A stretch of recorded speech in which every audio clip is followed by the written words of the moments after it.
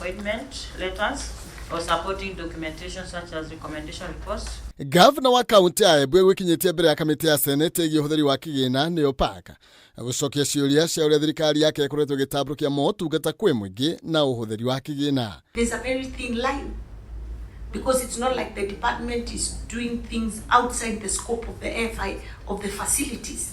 It is whatever the department is doing is towards enhancing and improving the services of the facilities, because although they are semi-independent in law, they also operate over a certain umbrella that oversees their operations. Muthurimi wa mathabu ma thirikari Nancy Gathungu akiorota gavana kumana na amwe aruti wira kaunti-ini ino gukorwo makiruta wira matari andike undu uria gavana Barire oigite makoretwo makihurura. We had a challenge. Our CEO was not yet confirmed but has since been confirmed and is therefore moving on to ensure that we confirm the said officers who are in acting capacity.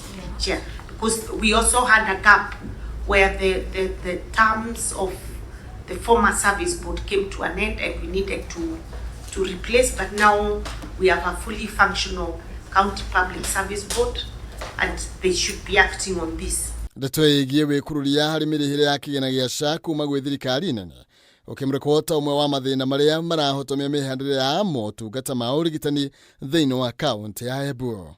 Only today I was speaking to the CEO SHA this before we actually got into this meeting, because they owe us some money, almost 193 million, but she did promise me that we'll be able to get 91 million that has already been cleared for payment on Friday, and that going forward they are going to be aging the debts so that at no time can you stay for more than 90 days with an old debt.